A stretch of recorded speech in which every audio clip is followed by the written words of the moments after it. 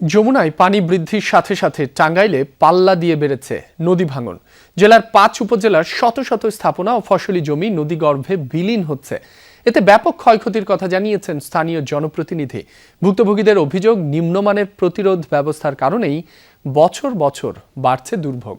ভাঙন রোধে বরাবরের মতো ব্যবস্থা নেওয়ার কথা জানিয়ে দায় সেরেছে পানি উন্নয়ন বোর্ড। সিলন টি রপ্তানিতে শীর্ষে।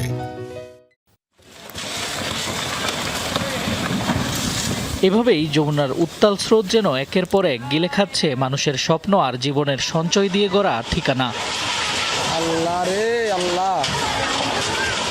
গত মঙ্গলবার থেকে টাঙ্গাইলের নাগরপুর উপজেলার সলিমাবাদ, পশ্চিমপাড়া এবং ভুইয়াপুর উপজেলার তারাকান্দি সড়ক সংলগ্ন এলাকায় শুরু হয় ভয়াবহ নদী ভাঙন। মুহূর্তের মধ্যেই নদীগর্ভে হারিয়ে যায় বসতবাড়ি, গাছপালা। হুমকির মুখে রয়েছে ভুইয়াপুর, তারাকান্দি, যমুনার বাঁধও। খাট পালং কিছু নাই, সব নদীতে ভেসে গেছে। ঘরের থেকে ফ্রিজ, টিভি মিপি যা আছে ইত্যাদি হান্ডি পাতিল সব নদীতে চলে গেছে। কিচ্ছু বাই করতে পারেনি। আমাদের জায়গা খুব ভয়াবহ। ১১০ বাড়ির মধ্যে ভাঙছে।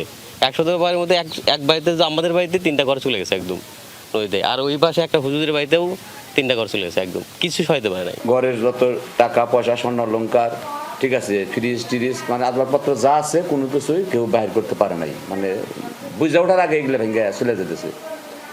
আনুমানিক তাতে অন্তত 10 কোটি টাকার ক্ষতি হয়েছে। দিনরাত অব্যাহত ভাঙনে নিঃস্ব হয়ে পড়েছে জেলার ৫ উপজেলার অসংখ্য পরিবার। কেউ খোলা আকাশের নিচে, আবার কেউ আশ্রয় নিয়েছে আত্মীয় স্বজনের বাড়িতে।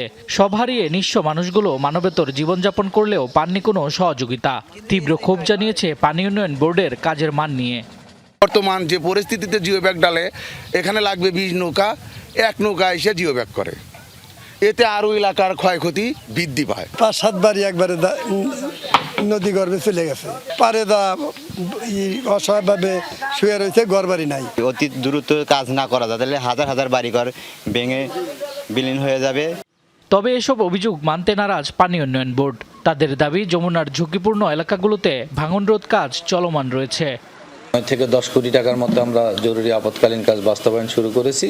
তার অধিকাংশ কাজ সমাপ্ত, বাকিগুলো আমাদের টাঙ্গাইল সদর উপজেলা সহ অন্যান্য মির্জাপুর, বাসাইল, টাঙ্গাইল, নাগরপুর সহ বিভিন্ন উপজেলায় আমাদের কাজ চলমান আছে।